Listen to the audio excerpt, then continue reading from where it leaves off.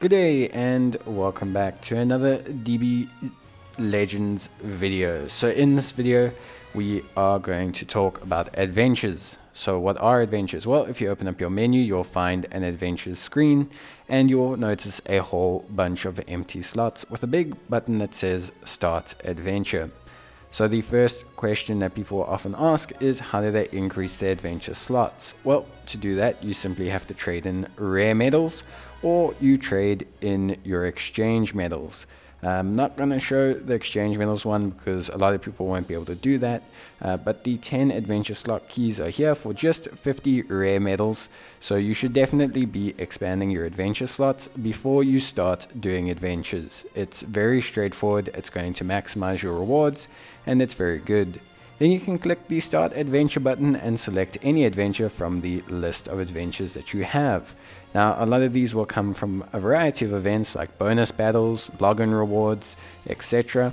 But the usual way to find the event associated ones, so for example anniversaries, is to go to the original series tab, and you'll see that often the two adventures or the two stories at the top will drop the special adventures. You can see them under the reward screen, and they have this little kind of tag around them. They are guaranteed, so you can choose which one. I prefer to go with the 7-hour one. It just suits my kind of login style a bit better, but you can go for the 3 or 7-hour one depending on how often you plan on logging in and playing the game. So you get these when you finish the stage. Obviously, if you clear all the missions on the stage, you get to skip the stage, which means you can kind of farm the adventures really fast, which is what I've done here.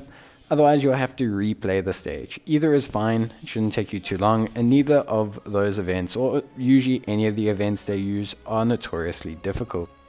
Under the exchange section for the actual rewards from the adventures themselves, you can buy yourself a 1-hour missions, or you can buy a daily 23-hour mission.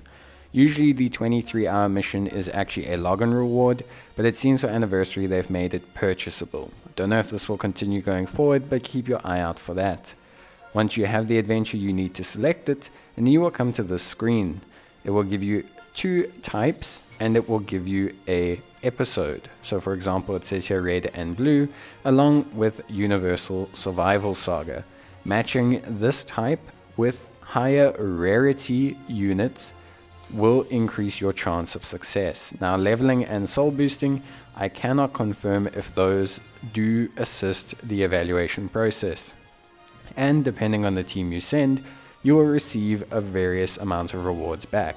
You can get great success, huge success. It's not always guaranteed, but it is obviously augmented by the units that you choose. So try and always choose the best appropriate units, and this is also a great place to see if maybe you haven't leveled any units or you need to soul boost some units, because when you come here and you start running out of options, it's obviously time to maybe level those units or at least soul boost them, or just kind of work on them basically, so that you can have the best chance of maximizing your rewards. You can also collect or select the auto selection feature, which you've seen me do for the last 2 runs because I've now run out of appropriate units, and this will just immediately choose a batch from your units that you have. Once all of your missions are done, you can select the haste button and use chrono crystals to accelerate the mission. I don't suggest this unless you are absolutely riddled with cash, because it's just going to waste chrono crystals that you really need to use elsewhere in the game rather than here.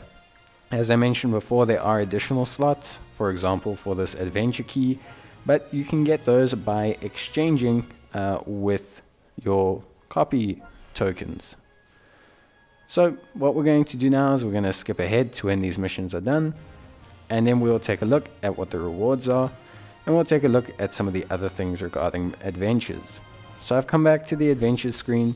Obviously it's been past the 7 hours, and you will see here that I have managed to get all of them done and even got a great success. You'll notice that the great success was on a stage that didn't even meet the full requirements for the mission type, and that's what I mean by RNG. It's not always the same.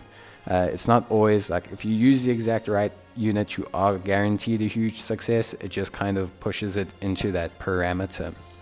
But as you can see, we got a whole bunch of anniversary drinks as rewards, and we've also managed to get some, adventures complete.